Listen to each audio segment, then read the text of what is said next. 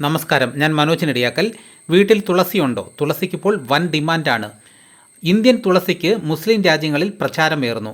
Gulf രാജ്യങ്ങളിലേക്കുള്ള കയറ്റുമതി 40% കൂടി. മലേഷ്യയും ഇന്തോനേഷ്യയും സൗദിയും ആവശ്യക്കാർ. ഇന്ത്യൻ മണ്ണിൻ്റെ സുഗന്ധം ഇപ്പോൾ 7 കടലുകൾക്കും അപ്പുറമുള്ള രാജ്യങ്ങളിലേക്ക് പടരുന്നു. അവരുടെ സംസ്കാരങ്ങളും പാരമ്പര്യങ്ങളും നമ്മുടേതിൽ നിന്നും തികച്ചും വ്യത്യസ്തമാണ്. നമ്മുടെ മുറ്റത്തെ ദേവതയായി നാം കണക്കാക്കുകയും എല്ലാ ദിവസവും രാവിലെയും വൈകുന്നേരവും വെള്ളം അർപ്പിച്ച് ആരാധിക്കുകയും ചെയ്യുന്ന തുളസിക്ക് ഇന്ന് ആവശ്യക്കാർ ഏറെയുള്ളത് ലോകത്തിലെ പ്രധാന മുസ്ലിം രാജ്യങ്ങളിലാണ്. ബംഗ്ലാദേശ്, മലേഷ്യ, ഇന്തോനേഷ്യ തുടങ്ങിയ രാജ്യങ്ങളിൽ ഇന്ത്യൻ തുളസിയുടെ ആവശ്യകത വർദ്ധിച്ചു.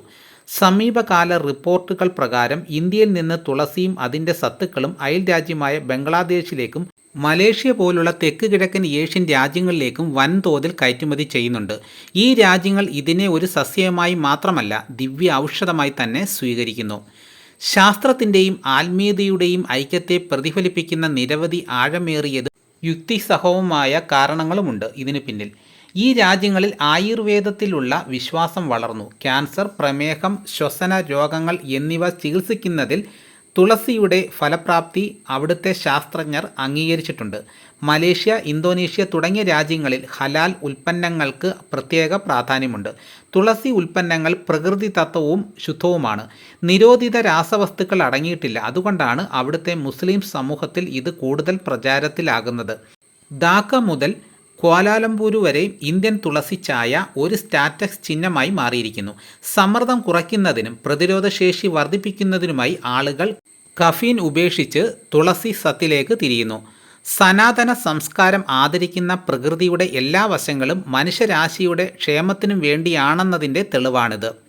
മലേഷ്യ, ഇന്തോനേഷ്യ എന്നീ രാജ്യങ്ങളിലെല്ലാം മുസ്ലിം വ്യാപാരികൾ കടകളിൽ ഇന്ത്യൻ ഹോളി ബേസിൽ എന്ന ബോർഡ് പ്രദർശിപ്പിച്ചിരിക്കുന്നത് കാണാം.